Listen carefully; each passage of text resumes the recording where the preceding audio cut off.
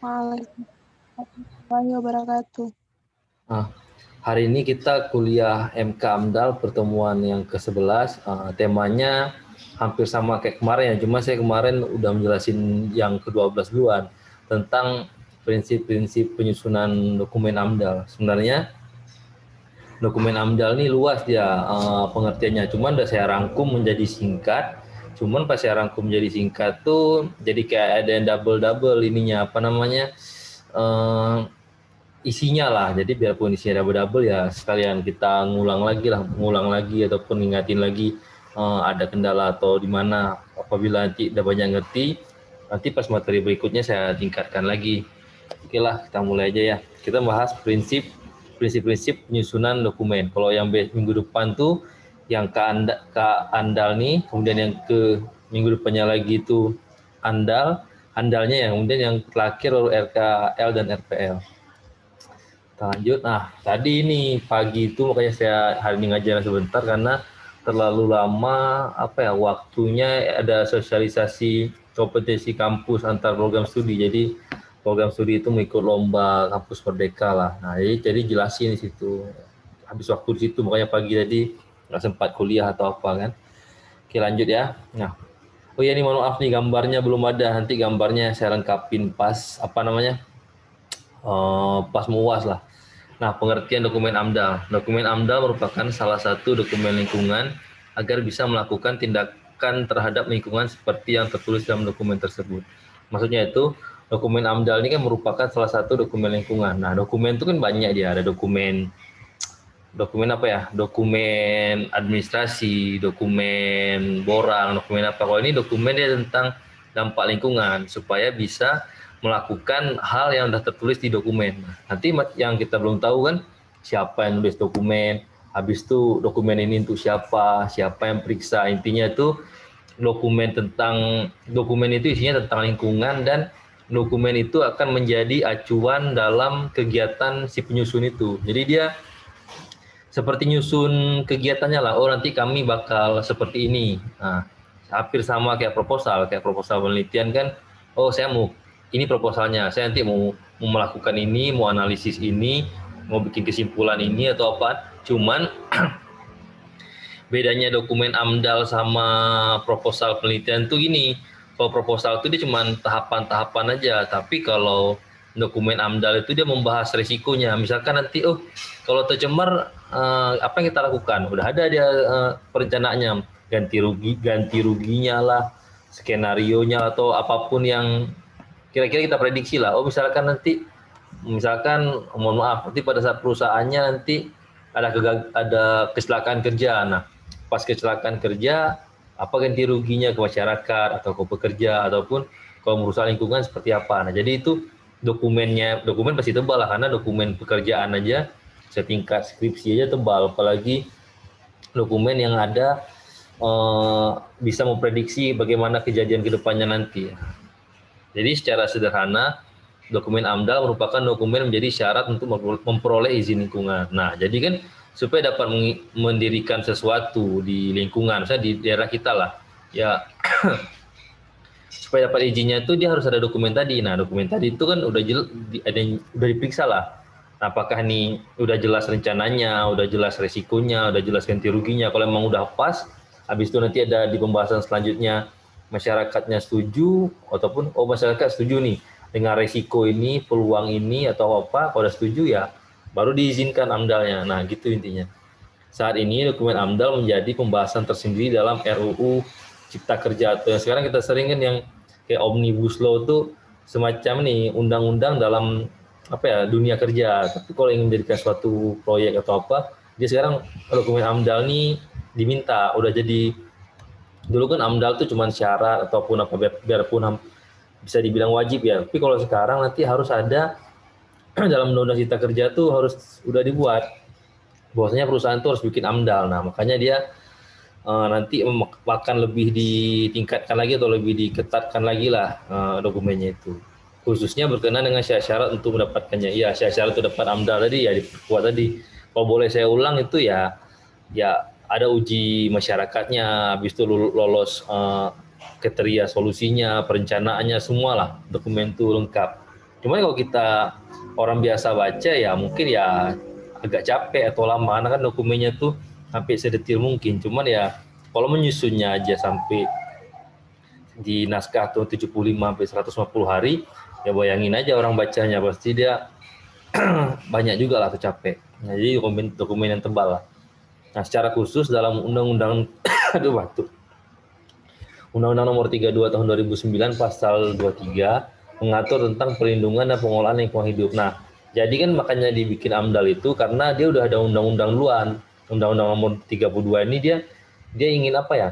Ingin melindungi kawasan lingkungan. Jadi orang masyarakat atau orang siapapun yang dia ngerti hukum pasti dia bilang, "Oh, jangan sembarangan bangun-bangun tempat di sini. Di sini udah dilindungi sama undang-undang. Nggak bisa sembarangan bangun-bangun tempat. Kalau merusak lingkungan nanti kayak mana? Kalau menciptakan polusi kayak mana? Kami nggak mau pokoknya bangun itu karena kami bersikeras berpegang pada undang-undang ini." Nah, jadi caranya undang-undang ini dia boleh dia bikin bangunan asalkan ada amdalnya. Kalau ada amdalnya, siapapun dia berpegang pada undang-undang ini, bahwasanya nggak boleh bikin bangunan.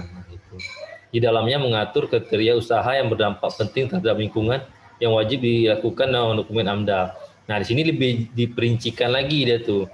Dia kriteria usaha apa aja yang harus bikin AMDAL. Nanti kan dibilang, aduh saya kan cuma buka counter pulsa, saya juga cuma jual Thai tea ataupun jual boba gitu, ngapain pakai AMDAL? Nah, nanti kalau yang jual-jualan kayak gitu, dia nggak usah AMDAL, ataupun ke dia fotokopi, mungkin AMDALnya nggak berat lah itu, paling dia sampah staples ya.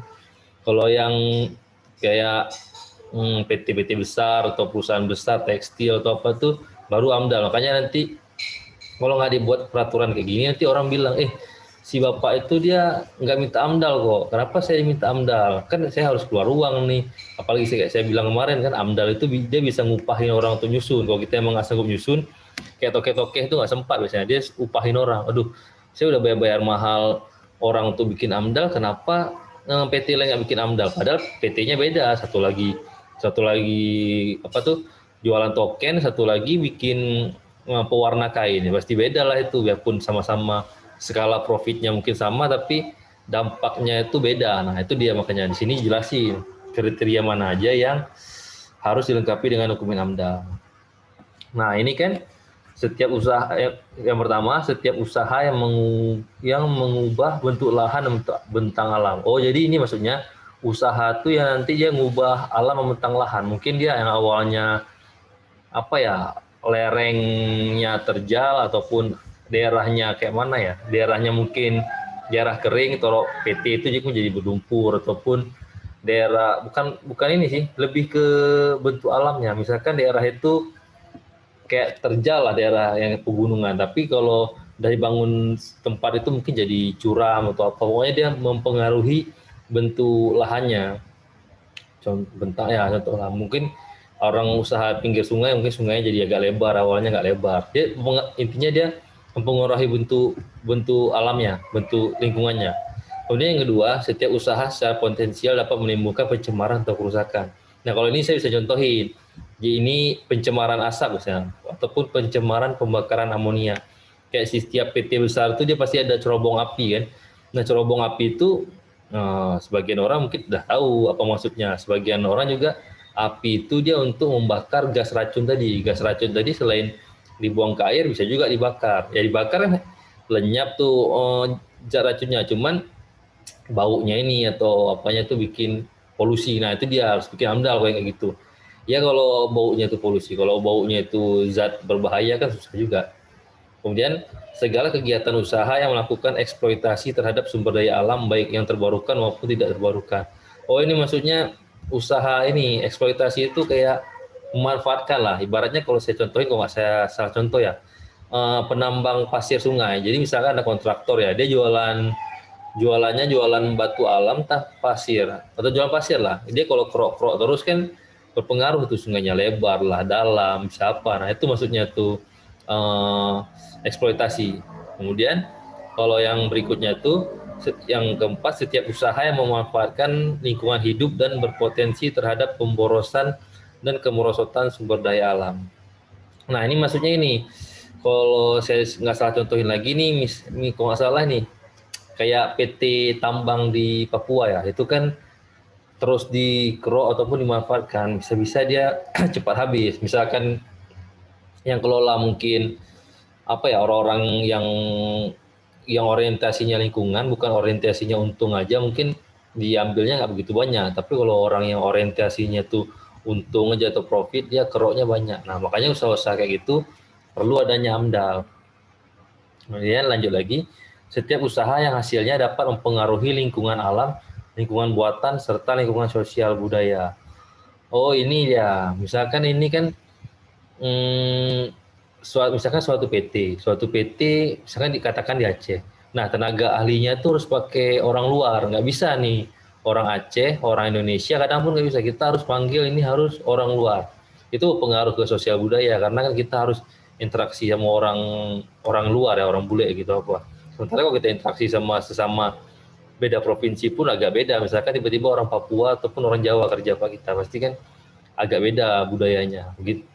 Nah, itu maksudnya berbeda lingkungan budaya. Tapi kalau lingkungan buatan tuh contohnya kayak waduk, mungkin dia PT-nya atau apa di waduk, mungkin waduknya tercemar lah atau apa, itu yang mempengaruhi lingkungan tapi lingkungan buatan sama sosial budaya. Kemudian yang perlu dokumen AMDAL lagi kalau usaha tuh usaha yang bisa mempengaruhi pelestarian kawasan konservasi sumber daya alam. Oh, misalkan ini kayak contohnya kayak situs sejarah tuh kan kayak Bunaken di mana ya, Sulawesi ya. Kemudian Pulau Komodo. Nah, di situ dibangun apa misalkan kayak PT wisata untuk wisata komodo ataupun kayak tempat penangkaran komodo atau apa. Nah, situ kalau bikin bikin sesuatu usaha di tempat wisata itu akan mempengaruhi kawasan konservasi, diperlukan dokumen. Jadi kan nggak bisa sembarangan kita bikin usaha di tempat konservasi. Biasanya nggak keluar sih izinnya karena kan di kawasan konservasi dia harus steril, harus seperti alam. Jadi agak jarang nih, biasanya nggak berhasil keluar kecuali dia murni PT itu konservasi, cuman nggak ada PT yang konservasi. Semua PT itu pasti dia cari profit. Nah, kalau cari profit pasti ada dampak kurang lebihnya yang apa tuh? Dampak kurang lebih terhadap alam itu. Nah, kemudian yang berikutnya, setiap usaha yang memungkinkan terjadi introduksi jenis tumbuhan, hewan, dan jasad unik. Nah, maksudnya ini usaha yang introduksi ini misalkan kita mau bikin, kita cobalah bikin kolam salmon lah, ataupun kita mau buat ikan ikan nila tuh, ikan nila bibit besar. Misalkan kita ambil ikan nila di Afrika. Nah, pas kita beli benih di Afrika tuh, mungkin di salah satu packaging atau bungkusnya masuk bibit ikan yang bukan bibit sih, anakan ikan yang berbahaya atau predator. Nah, jadi pas kita impor itu masuklah, kalaupun anakan ikan, kadang pun yang lebih halus lagi bakteri kecil lah. Bakteri kecil tuh waktu masuk perairan nanti udah saling apa ya, bakterinya jadi banyak ataupun berkembang biak, nanti pindah lagi ke tambak lain, pindah lagi ke provinsi lain, itu bikin bahaya. Jadi kegiatan yang misalkan dia ambil benih atau ambil sesuatu bahan usahanya dari luar, itu perlu AMDAL karena kan kita harus dicek dulu dari luar, itu kan tidak jelas ya kayak mana apanya, kayak mana sumbernya kan. Lanjut.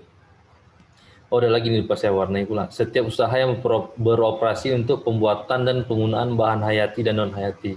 Oh, ini maksudnya dia menggunakan bahan alam dan bahan non alam. Jadi kan apa ya, misalkan ya seperti kayak tambang minyak bumi lah atau apa, kan dia pakai sumber daya alam, ataupun PT gas alam atau apa, dia perlu AMDAL juga. Lanjut lagi, setiap usaha yang mempunyai risiko tinggi dalam mempengaruhi pertahanan negara. Oh, ini apa ya? Ini contohnya, ini kalau bikin usaha, pokoknya usaha yang bisa mempengaruhi pertahanan negara ya. Saya belum tahu sih usaha apa. Kayak mungkin lebih ke misalkan tapi agak jarang nih. Kayak pembuat kapal selam. Misalkan, kita nggak usah lah. Di Indonesia ini belum ada loh yang bisa buat kapal selam. Yuk kita buat PT-nya, yuk PT jualan kapal selam. Mungkin dengan kita jualan kapal selam, kita bisa menghemat uang miliaran daripada beli di luar, mending beli di dalam. Nah, itu kan kapal selam itu kan penting dia nih untuk perang ataupun untuk pengintaian. Jadi nggak bisa juga PT itu asal buat, dilihat dulu ini aman atau enggak. Jangan-jangan pas kita patroli, jangan pun diserang musuh, itu pun bakal kenapa-kenapa sendiri. Nah, makanya suatu usaha yang risiko besar itu harus ada amdalnya, nggak sembarang bikin. Gitu juga sih, mungkin pesawat ya, janganlah kapal selam ataupun pesawat. Pesawat, kita bikin aja lah yang buatan Indonesia atau buatan SMA ya atau SMK. Nah itu pasti kan berbahaya atau apa, jadi harus ada amdalnya juga. Tapi jarang sih usaha itu usaha besar. Kemudian lanjut, setiap usaha yang memanfaatkan teknologi dan diperkirakan bisa memberikan potensi besar untuk mempengaruhi lingkungan hidup. Ini apa ya? Contohnya nih, kalau yang saya dulu waktu baca-baca, ini teknologi, misalkan di suatu daerah itu ikannya apa ya? Ikan itu agak lama besarnya. Jadi biar cepat besar itu dikasih obat atau teknologi biar alat reproduksi di ikan itu nggak berfungsi ataupun steril ya, nggak bisa berkembang biak lagi kan. Nah kelebihannya ikan itu cepat besar, cuma resikonya takutnya ya apabila ikan yang udah dikasih obat itu biar nggak berkembang biak lagi, biar cepat besar, dikonsumsi sama manusia, apakah dia kalau dikonsumsi berlarut-larut bisa mempengaruhi ke manusianya itu juga atau enggak. Nah itu dia apa namanya, perlu amdal. Kayak saya dulu kayak ini praktek untuk mempercepat ikan bertelur, dia disuntik obat itu ataupun mempercepat apa kan itu ikan reproduksinya. Nah obat itu kan bisa-bisa nanti salah-salah disuntik ke manusia, disuntik ke kucing, disuntik kemana. Jadi harus ada dokumen amdalnya, diuji kelayakan. Misalkan kalau kena manusia kayak mana? Oh rupanya kena manusia nggak berpengaruh. Ataupun kalau terminum kayak mana? Oh terminum harus ada solusinya. Nah yang jualan PT-PT bikin obat kayak gitu harus ada amdalnya. Hanya sampai nanti tujuannya ke ikan, udah kena manusia kecelakaan kerja di lab, harus ada gambaran solusi lah. Kemudian cara mendapatkan dokumen AMDAL, setiap kegiatan usaha yang akan dilakukan dengan risiko disebutkan di atas harus memiliki dokumen AMDAL. Nah, kegiatan-kegiatan yang berisiko tadi itu harus ada dokumen AMDAL, karena itu risikonya lumayan besar lah. Prosedur pembuatan dokumen AMDAL sangat penting untuk memperoleh izin pembangunan, sehingga manajemen operasi perusahaan bisa segera memulai proyek sesuai dengan yang telah direncanakan. Nah, maksudnya itu kan, dia waktu minta izin AMDAL itu untuk izin pertama kali untuk melakukan usahanya. Kalau ada izin AMDAL, usahanya itu bisa ditutup kapan aja, bukan dia nggak bisa mulai ya. Kebanyakan orang kan dia coba-coba, kita coba aja lah nggak usah pakai AMDAL. Nah itu kalau nggak ketahuan ya nggak ketahuan, tapi kalau ketahuan bisa langsung ditutup. Sebagian kan nggak akan mau dia ditutup, tiba-tiba lagi usaha lagi laris belum balik modal, udah ditutup aja tuh usahanya. Pasti orang nggak mau ya, carinya AMDAL.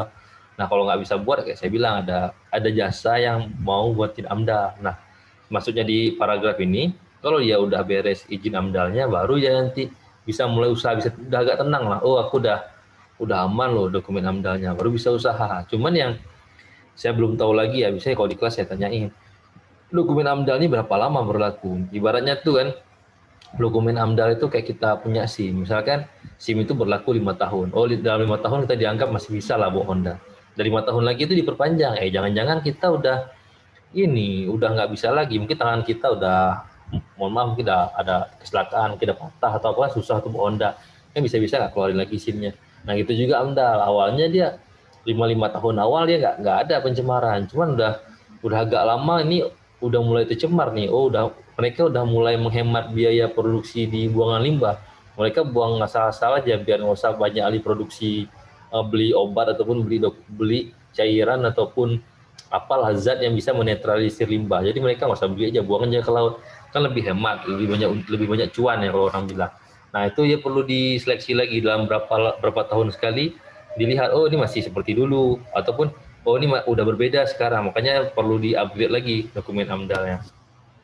Kemudian cara-cara untuk mendapatkan dokumen AMDAL adalah yang pertama tuh proses penapisan. Penapisan itu semacam seleksi awal atau pengamatan awal ataupun masih pantau-pantau lah ibaratnya, yaitu untuk menentukan kewajiban izin lingkungan atas suatu rencana kegiatan.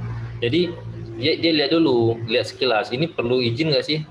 Cuma pabrik es batu ya nggak apa-apa. Ataupun cuma pabrik token listrik, token pulsa, udahlah nggak usah. Ataupun dia mau buka toko besar tapi isinya cuma toko mie Aceh ataupun toko-toko kafe, kayaknya nggak begitu, nggak perlu AMDALnya.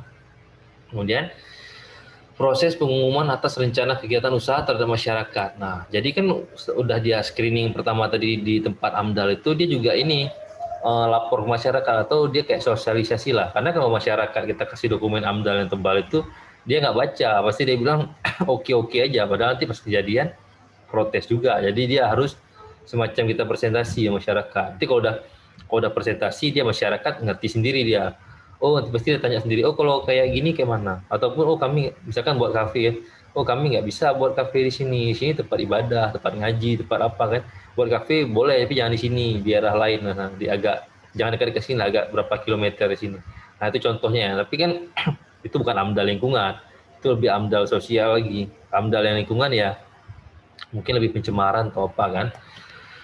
Kemudian proses pelingkupan yaitu menentukan lingkup permasalahan dan mengidentifikasi kemungkinan dampak terjadi. Nah, di sini maksudnya tuh dia dilihat dulu pabrik ini lingkupnya apakah lingkup sosial kah kayak saya bilang tadi kayak kafe itu ataupun lingkup perairan ataupun lingkup pertanian. Nah, udah dijelaskan lingkup apa. Nanti mungkin dipanggil tim ahli bagian pertanian atau perikanan dilihat apa sih kemungkinan dampak yang akan terjadi dari kegiatan itu. Nah, disitulah dilihat nanti. Lanjut ya. Kemudian proses penyusunan dan penilaian dokumen AMDAL yang pertama kali ya. Nah, di sini kan kita ngasih dokumen AMDAL kita yang pertama kali setelah sosialisasi masyarakat, setelah kita analisis bagaimana bagus tidaknya, kita kirim ke panitianya. Nah, yang poin keduanya itu yang proses penyusunan dan penilaian AMDAL itu yang kedua ya, RKL dan RPL mengacu pada KA AMDAL yang telah sepakati. Nah, yang pertama kan ada dia juga KA AMDAL ini kan nggak langsung disetujui, pasti ada saran, revisi atau apa kan. Pas sudah dapat saran atau revisi, baru tahap bawahnya kita buat yang sesuai dengan saran dan revisi itu. Cuman saran dan revisi dari panitia itu kadang si penyusun nggak setuju juga. Oh nggak mau kayak gini, tajuin lagi ulang, revisi lagi, ulang lagi revisi sampai dapat kata sepakat. Nah kemudian udah dapat sepakat baru dia bikin dokumen yang aslinya yang udah sama-sama setuju lah, si A setuju, si pengusaha setuju, si yang punya yang meriksa AMDAL setuju, baru kita sepakati yang udah nggak revisi lagi. Baru tahapan akhirnya persetujuan kelayakan lingkungan yang diterbitkan oleh Menteri.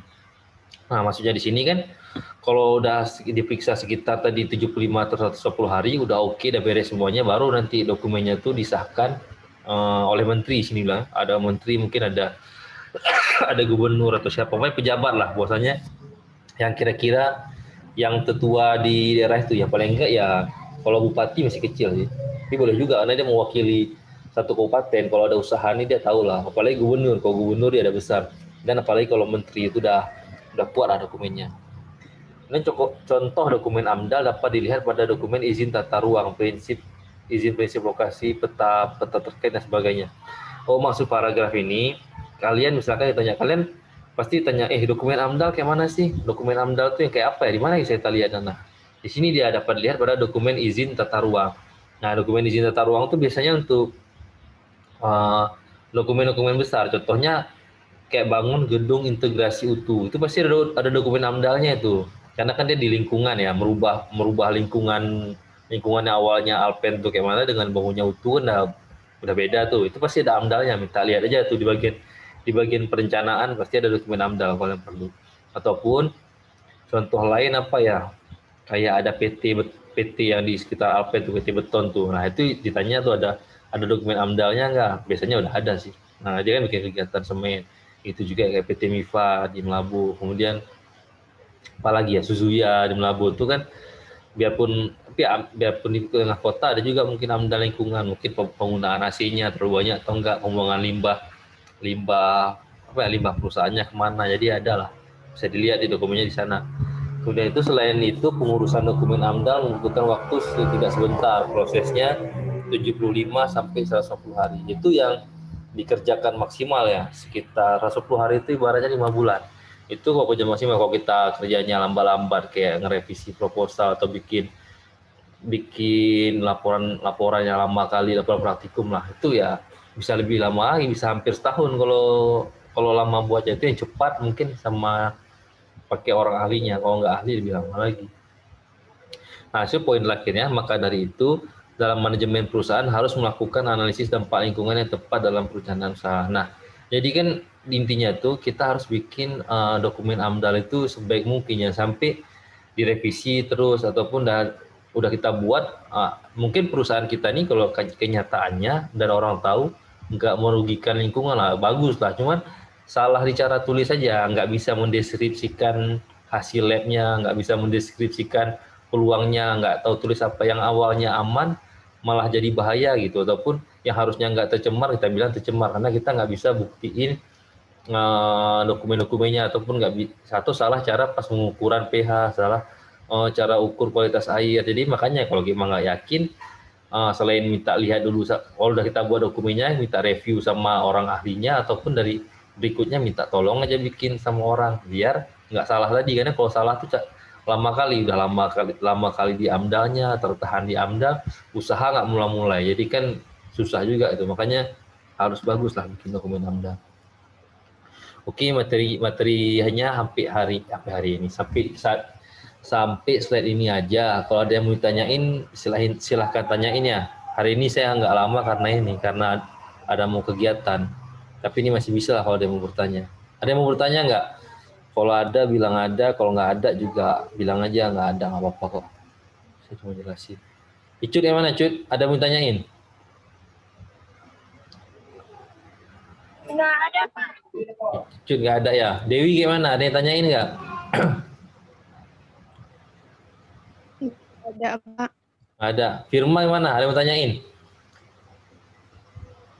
Firma? Nggak ada, Pak. Hafni gimana?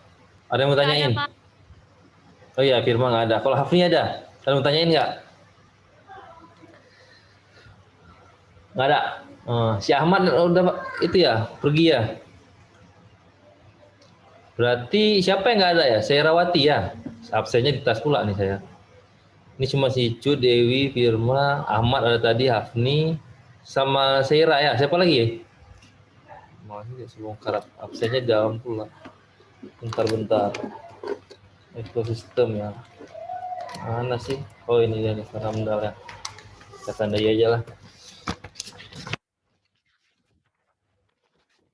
Listi, oh Listi kemana dia? Listi. Tadi Apa? tadi ada yang masuk. Oh, saya kok nggak lihat ya. Betul nih. Betul Cur ada masuk. Iya. Ada lihat Cur, maaf nih si Listi. Si yang lihat cuman siapa tadi ya? Dewi ada lihat Listi, Dewi? Ada, Pak. Ada ya, oke kalau ada. Ini ada Ahmad, saya lihat sendiri ada, Firma ada, Cur ada, Dewi ada, Muntasir yang apa? Kalau saya Rawati nggak ada ya? Saya Rawati. Nggak ada, Pak. Nggak ada. Oke lah. Oke, berarti saya tutup dulu ya. Berarti sekian dulu materi hari ini. Semoga materinya bermanfaat dan bisa diterapkan di kegiatan sehari-hari atau kegiatan di akademik ya. Saya juga mohon maaf apabila ada kata-kata yang salah tadi pada saat menjelaskan. Saya mohon maaf. Sekian dari saya. Assalamualaikum warahmatullahi wabarakatuh. Waalaikumsalam warahmatullahi wabarakatuh. Oke.